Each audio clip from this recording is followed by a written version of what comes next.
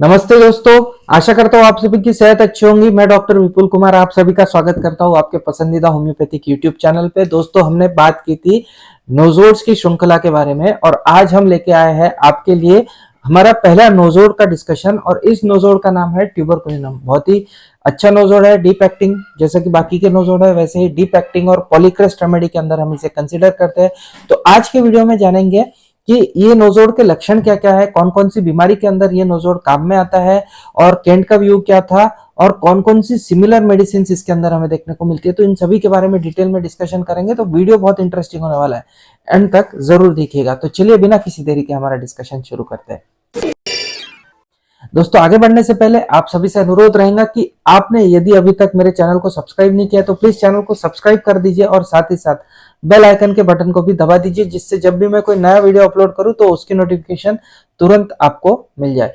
चलिए दोस्तों, बात करते हैं ट्यूबरकुलिनम की। ट्यूबरकुलिनम ऐसा नोजोड है जो ट्यूबरकुलोसिस के एब्सेस के पस से प्रूव करके हमने बनाया है। और डॉक्टर केंट ने इसका थोड़ा सा अलग प्रिपरेशन यूज किया था जो उन्होंने टेक्स्ट बुक में लिखा है, उनके केंट्स लेक्चर्स के अंदर लिखा है। उन्होंने ऐसी शिप्स थी जिनको ट्यूबरकुलोसिस हुआ था, उन शिप्स की ट्यूबरकुलस ग्लैंड से एक्सट्रैक्ट निकाल के प्रूव करके ट्यूबरकुलिनम को यूज किया था। अब यहाँ पे एक और चीज बता देता हूँ, ट्यूबरकुलिनम जो है इसके दो नाम हमें देखने को मिलता है, एक एक बैसिलिनम और एक है ट्यूबरकुलिनम। ज्यादातर होम्योपैथ्स दोनों ही दवाइयों को एक ही मानते हैं, लेकिन कुछ होम्योपैथ्स है जो दोनों के अंदर डिफरेंसेस देखते हैं, जैसे कि बैसिलिनम चिली मेडिसिन है, ट्यूबरकुलिनम हॉट मेडिसिन है। इस तरह के कुछ माइनर डिफरेंसेस देखते हैं, लेकिन मैं भी यही मानता हूं कि दोनों ही एक ही प्रिपरेशन है। चाहे ट्यूबरकुलिनम यूज कीजिए चाहे बैसिलिनम यूज कीजिए, हमें रिजल्ट सेम ही देखने को मिलता है। आइए बात करते हैं इसके लक्षणों के बारे में। बहुत ही डीप एक्टिंग मेडिसिन है, जैसा कि हमने बताया ये बीमारी के प्रोडक्ट से प्रूव करके हमने होम्योपैथी के अंदर इस दवा को प्रूव किया है और यूज कर रहे हैं। तो ये नॉर्मल दवाइयों से भी ज्यादा डीपर लेवल पे एक्ट करती है, उनसे भी ज्यादा डीप और पॉलीक्रेस्ट एक्शन हमें इस दवा के देखने को मिलता है। तो बहुत डिटेल, बहुत सारे सिम्टम्स हमें ट्यूबरकुलिनम के अंदर देखने को मिलते हैं। तो आज के इस वीडियो में सिर्फ मैं मुख्य लक्षण ही ट्यूबरकुलिनम के मैं यहाँ बताऊंगा और साथ ही बताऊंगा कि ज्यादातर लोगों का किस तरह से इसका यूज रहा है।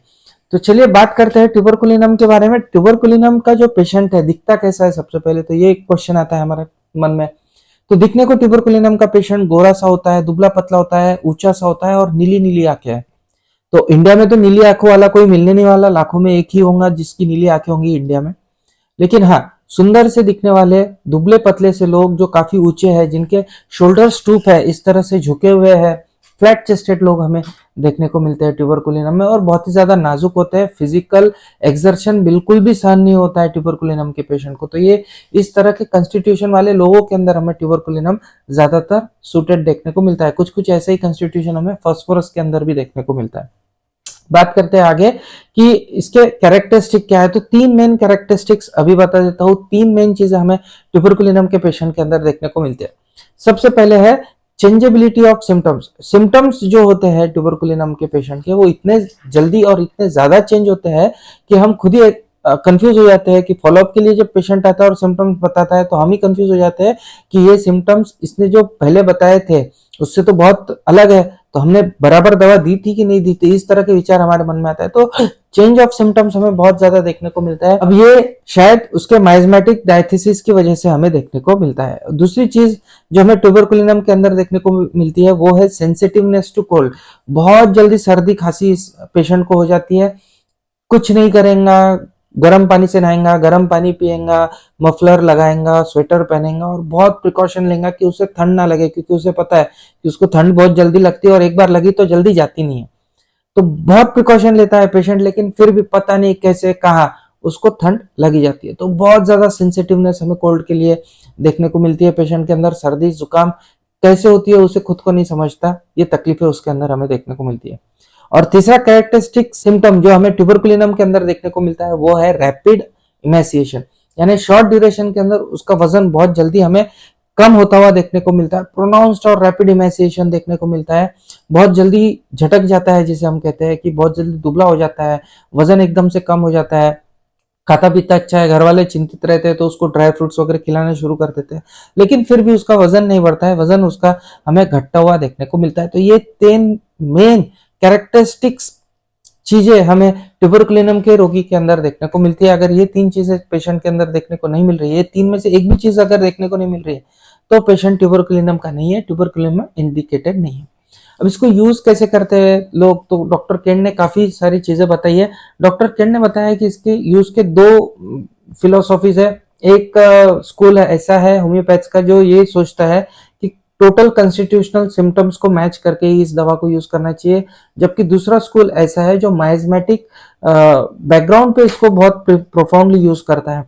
माइजम्स देख के ट्यूबरकुलोसिस की हिस्ट्री थी तो ट्यूबरकुलिनम से ट्रीटमेंट स्टार्ट कर देते हैं, तो इस तरह की माइजमेटिक ट्रीटमेंट हमें देखने को मिलती है। बेटर अप्रोच यही रहेगा कि हम बैलेंस करें। सिर्फ ट्यूबरकुलोसिस की हिस्ट्री है फैमिली में, तो या उसको खुद को ट्यूबरकुलोसिस होके गया है तो ट्यूबरकुलिनम स्टार्ट कर दिया, इस तरह की प्रैक्टिस हमें नहीं करना चाहिए।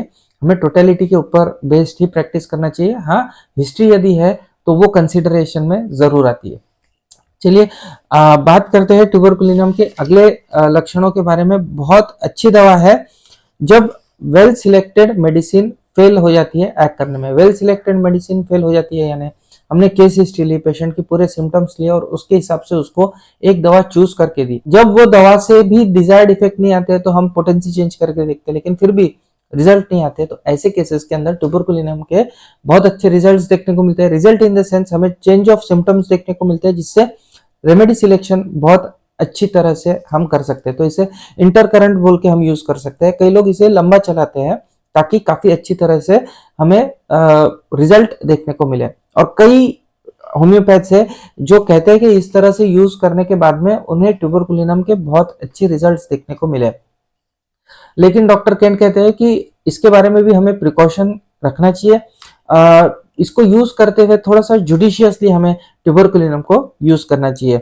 अब एक चीज जो बहुत ही इंटरेस्टिंग है जो डॉक्टर केंट्स के लेक्चर्स में लिखी है, वो है डॉक्टर बर्नेट का आइडिया। डॉक्टर बर्नेट ने एक आइडिया दिया था ट्यूबरकुलिनम के यूज के लिए कि यदि किसी को इनहेरिटेड थीसिस है, इनहेरिटेड थीसिस यानी किसी की फैमिली के अंदर ट्यूबरकुलोसिस यदि रन कर रहा है, यानी मम्मी पापा को ट्यूबरकुलोसिस था या कोई पेरेंट की डेथ ट्यूबरकुलोसिस से हुई है और बच्चे के अंदर ऐसे लक्षण देखने को मिल रहे हैं, जैसे मैंने कैरेक्टरिस्टिक्स में बताए थे कि वजन कम हो रहा है, चेंज हो रहा है सिम्टम्स, समझ में नहीं आ रहा है क्या हो रहा है, और बहुत जल्दी ठंडी उसे लग जा रही है, कोल्ड बहुत जल्दी कैच कर ले रहा है। तो ऐसे कैरेक्टरिस्टिक सिम्टम्स और हिस्ट्री ट्यूबरकुलोसिस की यदि किसी के अंदर देखने को मिलती है, तो ऐसे केसेस के अंदर ट्यूबरकुलिनम के बहुत अच्छे रिजल्ट देखने को मिलते हैं। डॉक्टर बर्नेट ने हर पेशेंट के अंदर यदि हिस्ट्री देखने को मिली ट्यूबरकुलोसिस के और लक्षण देखने को मिले तो ट्यूबरकुलिनम दवा से ही ट्रीट किया है। ऐसे व्यक्ति अक्सर बहुत कमजोर कॉन्स्टिट्यूशन वाले होते हैं, बहुत जल्दी इन्हें बीमारियां भी हो जाती है। डॉक्टर केंट एक कदम आगे जाके एक फॉर्मूला बताते हैं जहां पे वो सजेस्ट करते हैं कि यदि ट्यूबरकुलिनम 10 50 और सीएम पोटेंसी में दो डोज सफिशिएंट ड्यूरेशन के अंतराल में, यानी 1-1.5 महीने के बाद में सिर्फ 2 डोज यदि ऐसे व्यक्ति को देते हैं, ऐसे लड़के को, नौजवान को देते हैं, बच्चे को देते हैं जिसके हिस्ट्री है ट्यूबरकुलोसिस की और ऐसा लग रहा है कि इसको ट्यूबरकुलोसिस हो जाएगा, तो ये डोज का कोर्स करने के बाद में वो ट्यूबरकुलोसिस से इम्यून हो जाएगा और ये जो इनहेरिटेंस उसके फैमिली में चल रहा है उससे उसकी मुक्ति हो जाएंगी। तो बहुत ही गहरी बात है ये। मैं तो कहूंगा जो भी एक्सपीरियंस्ड होम्योपैथ में मेरा वीडियो देख रहे हैं तो ये चीज नोट करके रखिए, क्योंकि हमें अक्सर प्रैक्टिस के अंदर ऐसे पेशेंट देखने को मिलते हैं जिनके घर में हिस्ट्री होती है और वो हिस्ट्री को ब्रेक करने के लिए कौन सी मेडिसिन यूज करना हमें नहीं समझ में आता है। तो ट्यूबरकुलिनम की दवा और डोज डॉक्टर केंट ने क्लियरली उनके टेक्स्ट बुक में बताया। तो ऐसा यदि हम यूज करते हैं ट्यूबरकुलिनम को तो उस हिस्ट्री की एक्सिस को ब्रेक कर सकते हैं, आने वाली पीढ़ी उसकी ट्यूबरकुलोसिस से मुक्त हो जाएंगी, उसे भी, उस बच्चे को भी कभी आगे चल के ट्यूबरकुलोसिस नहीं होगा। तो इस तरह से ये सब हमें चीजें देखने को मिली और भी कई सारे लक्षण हमें ट्यूबरकुलिनम के अंदर देखने को मिलते हैं। बहुत सारे लक्षण है। मेंटल लक्षणों की यदि बात करूं, मेंटल सिम्टम्स की यदि बात करूं तो बहुत ज्यादा सैड, ग्लूमी हमें पेशेंट देखने को मिलता है, होपलेसनेस हमें देखने को मिलता है। तो कॉन्ट्राडिक्टरी सिम्टम्स हमें मेंटल स्पीयर के अंदर बहुत ज्यादा देखने को मिलता है। एक पल पे पेशेंट बहुत ज्यादा मैनियाक फेज में रहेगा, यानी हर एक से मिलेगा, जिससे नहीं पहचानता उससे भी मिलेगा, हंस बोल के उससे बात करेंगे। और दूसरा फेज ऐसा आता है कि वो मिलेनकोलिया के अंदर होता है, किसी से बात करना नहीं चाहेंगे, जान पहचान वाले घर वालों से भी बात नहीं करना चाहेंगे, एक कोने में पड़ा रहना चाहेंगे। ठीक इसी तरह कभी कभी उसे बहुत ज्यादा नींद आती है, दिन भर सोए रहता है, जिसको हम सोपोर कहते हैं। चलते फिरते ही नींद आएंगी, डुलकियां मारेगा पेशेंट। और एक फेज ऐसा आता है कि उसको रात रात भर नींद नहीं आती है और वो परेशान हो जाता है कि मुझे आखिर नींद क्यों नहीं आ रही है। तो इस तरह के कॉन्ट्राडिक्टरी सिम्टम्स हमें मेंटल स्पीयर में ट्यूबरकुलिनम के अंदर देखने को मिलता है। बहुत ज्यादा इरिटेबल हमें पेशेंट देखने को मिलता है और बहुत ज्यादा डर उसे जानवरों का हमें देखने को मिलता है। खासकर कुत्तों से तो बहुत ज्यादा डरता है पेशेंट, बहुत ही ज्यादा फियर ऑफ डॉग्स हमें इस मेडिसिन के अंदर देखने को मिलता है। साथ ही साथ पेशेंट जो होता है वो फाउल लैंग्वेज बहुत यूज करता है, गाली गलौज और कसम वसम बहुत खाता है, गाली गलौज बहुत करता है। फाउल लैंग्वेज यूज करने वाला पेशेंट हमें ट्यूबरकुलिनम के अंदर देखने को मिलता है। अब ये जो दवा है, इसकी जो लक्षण है ये मेंटल वर्क से हमें बढ़ते हुए देखने को मिलता है। यानी बहुत ज्यादा यदि ऐसा काम दे दिया जिसके अंदर ब्रेन का यूज बहुत ज्यादा हो रहा है, तो ऐसे रोगी के अंदर एग्रेवेशन हमें मेंटल वर्क से देखने को मिलता है। तो बहुत ज्यादा मेंटल वर्क ये नहीं कर सकता है। एंग्जाइटी हमें बहुत ज्यादा देखने को मिलती है फीवर के अंदर, और फीवर इसका हमें इंटरमिटेंट देखने को मिलता है। फीवर आता है, हम दवा देते हैं, चले जाता है, लेकिन थोड़ी से कुछ कारण की वजह से फिर से फीवर आ जाता है और फिर बहुत परेशान करता है और रह रह के बुखार आता है। तो ऐसे बुखार की टेंडेंसी को ब्रेक करने की कैपेसिटी हमें ट्यूबरकुलिनम के अंदर देखने को मिलती है।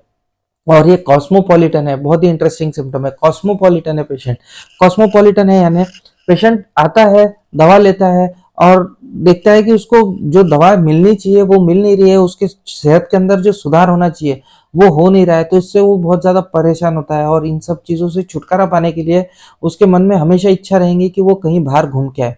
तो ऐसे रोगी को यदि हम कहेंगे कि चल बाहर चलता है क्या घूमने, तो एक पैर पे तैयार रहेगा। तो ये लक्षण हमें ट्यूबरकुलिनम के अंदर देखने को मिलता है और इसीलिए इस मेडिसिन को हम कॉस्मोपॉलिटन मेडिसिन कह सकते हैं, क्योंकि कभी भी तैयार रहेंगे और हर जगह घूमते आएंगे। उन्हें ऐसा लगता है कुछ नई चीजें महसूस करने से शायद उनकी तकलीफ कम हो जाएंगी। और इसी वजह से वो डॉक्टर भी बहुत ज्यादा बदलते रहते हैं, नए नए डॉक्टरों के पास में जाते रहते हैं। बहुत ही अच्छी तरह से ये दवा काम करती है। अब कंपैरिजन की बात कर लेते हैं तो कलकेरिया ग्रुप के अंदर भी fear of desire for travel हमें देखने को मिलता है। घूमने फिरने की इच्छा कलकेरिया ग्रुप के अंदर भी हमें बहुत ज्यादा मार्क देखने को मिलती है।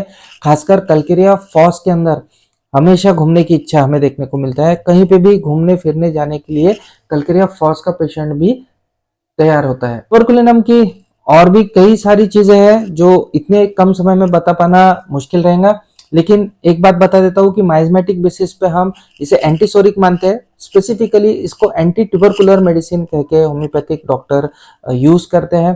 कहीं पे भी ऐसा लगता है कि सोरिक माइजम है और ब्लॉकेज है, ट्यूबरकुलिनम की ही आइडिया डॉक्टर के दिमाग में आती है। तो इंटरकरेंट मेडिसिन बोल के बहुत अच्छी तरह से यूज होती है और बहुत सारे इसमें गैमट ऑफ सिम्टम्स है। हर एक सिम्टम यहाँ बता पाना थोड़ा सा मुश्किल है, समय का भी कंस्ट्रेंट है, लेकिन मोटे मोटे तौर पे मैंने एक आइडिया आपको दी है। बहुत ही ज्यादा रिसेंबल करती है सल्फर के लिए। जैसा सल्फर का डायरिया है, अर्ली मॉर्निंग डायरिया, उठे बराबर पेट में गड़बड़ शुरू और सुबह सुबह ही 3-4 बार पैखाना जाना पड़ रहा है, मोशन के लिए जाना पड़ रहा है, तो ये लक्षण सल्फर के अंदर है। सेम लक्षण हमको ट्यूबरकुलिनम के अंदर भी देखने को मिलता है। जैसा सल्फर खड़ा नहीं रह सकता ज्यादा देर, बहुत ज्यादा तकलीफ उसको होती है, standing is the worst position, same चीज हमको ट्यूबरकुलिनम के अंदर देखने को मिलती है। ज्यादा देर खड़ा नहीं रह सकता क्योंकि फिजिकली बहुत वीक होता है पेशेंट। साथ ही साथ रेस्टलेसनेस हमें ट्यूबरकुलिनम के अंदर देखने को मिलता है। चलने फिरने से उसकी कंप्लेंट उसे अच्छी लगती है, लेकिन बाद में तकलीफ होती है क्योंकि कमजोरी बहुत होती है। तो एक जगह स्थिर तो नहीं बैठेगा पेशेंट, घूमते फिरते रहेगा, लेकिन बाद में उसको बहुत तकलीफ होती है कि यार मैं फालतू चला, लेकिन एक जगह बैठ भी नहीं सकता, बैठे तो भी उसको तकलीफ होती है। घूमने फिरने से थोड़ा अच्छा लगता है। अब रस्टॉक्स का ये सिम्टम है। रस्टॉक्स के अंदर जैसे थंडरस्टॉर्म के अंदर ये लक्षण यदि हमें देखने को मिलते हैं, वात की शिकायत देखने को मिलती है, जहाँ पे चलने फिरने से पेशेंट को आराम होता है और हम इंडिकेटेड मेडिसिन बोल के रस्टॉक्स को दे भी देते हैं, थोड़ा बहुत आराम होता है, लेकिन फिर आराम हमें रस्टॉक्स से यदि होता हुआ देखने को नहीं मिलता है, तो ऐसे केसेस के अंदर भी डॉक्टर कैन ट्यूबरकुलिनम यूज करने की सलाह हमें देते हैं। ऐसे केसेस के अंदर भी ट्यूबरकुलिनम से हमें बहुत अच्छे रिजल्ट देखने को मिलते हैं। साथ ही साथ जाते जाते एक बहुत ही इंपॉर्टेंट सिम्टम ट्यूबरकुलिनम का बताना चाहूंगा। रीनल अफेक्शन यानी किडनी की बीमारियों के लिए एक बहुत एक्सीलेंट रेमेडी इसको मानते हैं डॉक्टर नेबेल मॉन्ट्रॉक्स। बहुत ही अच्छी किडनी की बीमारी है। क्रॉनिक सिस्टाइटिस के जो केसेस होते हैं उसके अंदर ब्रिलियंट और परमानेंट रिजल्ट हमको इस दवा से देखने को मिल सकते हैं। तो इतने सारे सिम्टम्स हमें ट्यूबरकुलिनम के अंदर देखने को मिलते हैं। सिर दर्द के लिए बहुत अच्छी दवा है, पुराना सिर दर्द। डॉक्टर स्वान रिपोर्ट करते हैं कि 45 साल पुराना सिर दर्द का रोगी उन्होंने ट्यूबरकुलिनम से ठीक किया है। तो इतनी ज्यादा डीप एक्टिंग और बहुत अच्छी तरह से ये मेडिसिन काम करती है। तो ये था शॉर्ट में ट्यूबरकुलिनम। कुछ और इंपॉर्टेंट सिम्टम्स है जो शायद मैं बताना रह गया है क्योंकि समय का कंस्ट्रेंट है। तो मोटा मोटी आपको आइडिया आ गई होंगी कि ट्यूबरकुलिनम किस तरह से काम करता है, कहाँ कहाँ पे काम करता है और किस तरह से होम्योपैथिक डॉक्टर यूज करते हैं, कौन सी दवाइयों से इनका रिलेशन हमें देखने को मिलता है। तो आशा करता हूँ आज का वीडियो आपको पसंद आया होगा, ट्यूबरकुलिनम की ये जानकारी आपको पसंद आई होंगी। यदि पसंद आई है तो वीडियो को लाइक जरूर कीजिए और आगे आपके सहयोगियों को शेयर जरूर कर दीजिए, किसको इस जानकारी का काम पड़े पता नहीं। चलिए मिलते हैं अगले वीडियो में इसी तरह का इंटरेस्टिंग सा टॉपिक लेके आपके सामने फिर से हाजिर होऊंगा। तब तक के लिए आप सभी की इजाजत चाहूंगा। जय हिंद, जय भारत।